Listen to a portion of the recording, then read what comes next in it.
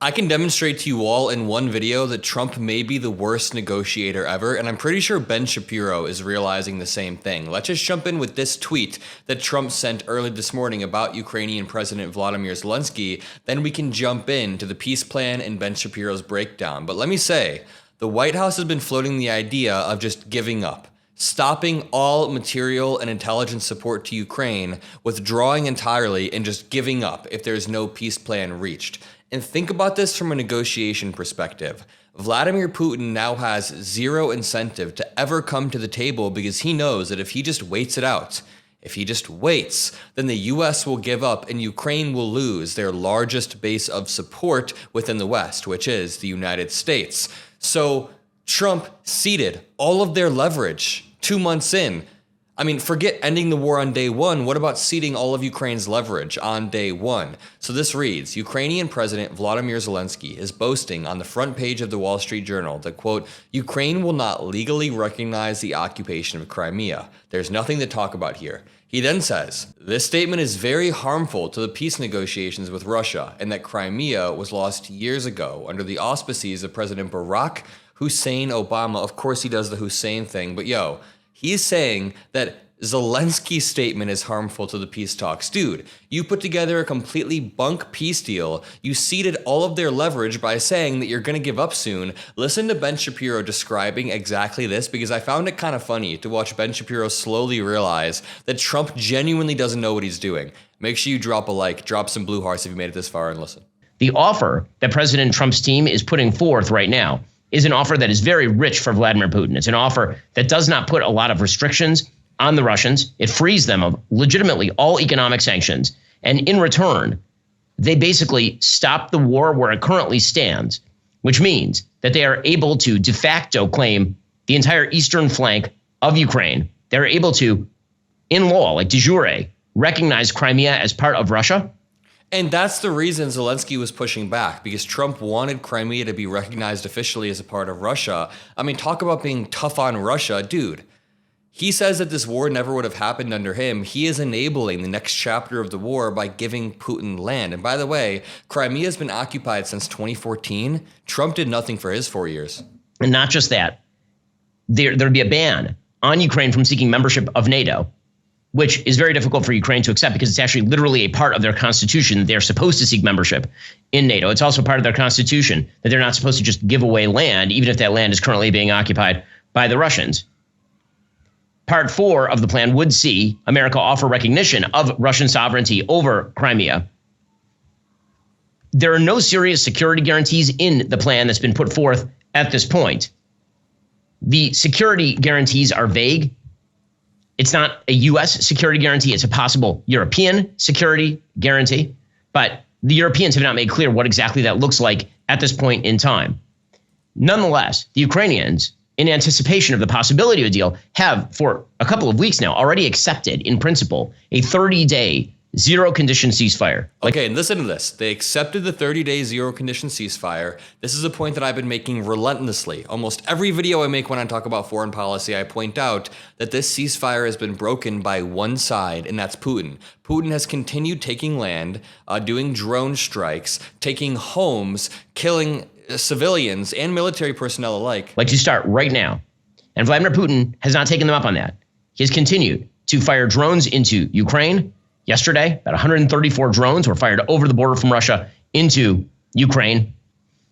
Obviously, we're at a very, very fraught point in the negotiations after 2 long years of a war that has killed hundreds of thousands of people, at least 50,000 dead on the Ukrainian side, possibly upward of 200,000 dead on the Russian side. Tremendous human cost, significant violations of basic rules of war, particularly by the Russians.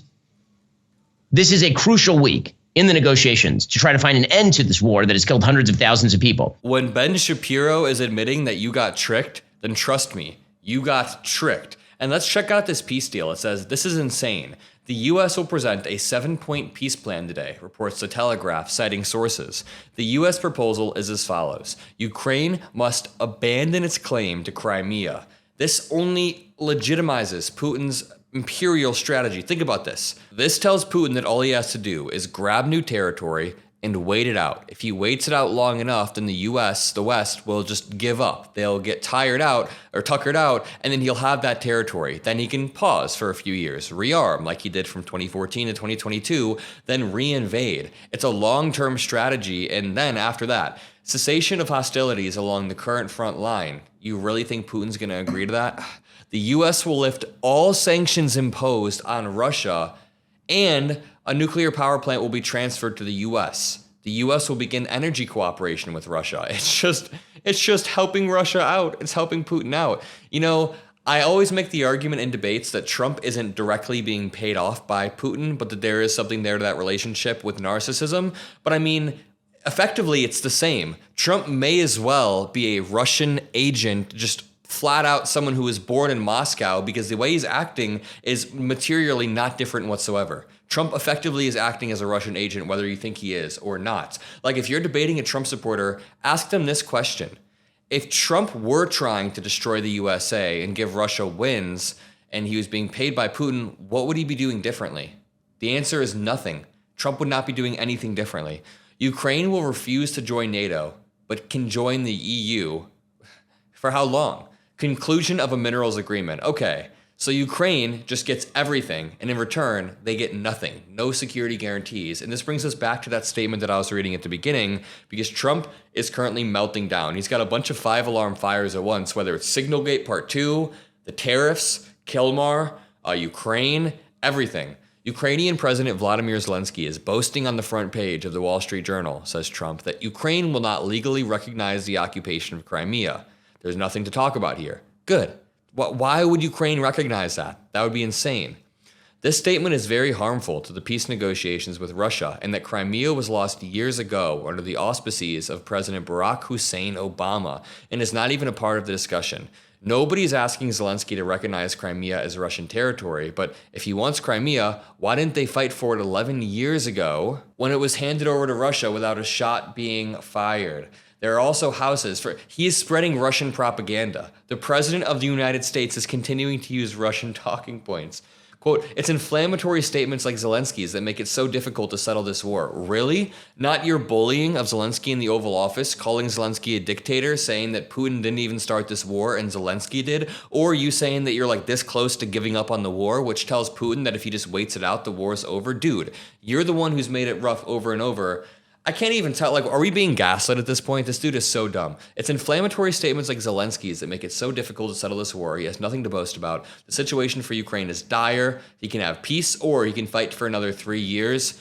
You don't think he's the one that wants peace? Sorry, I'm going crazy over here, but Trump has claimed that they're under a ceasefire for the past 30 days, or sort of a soft ceasefire between Russia and Ukraine, but only one side laid their weapons down while the other one continued to bomb Ukraine. It's insane.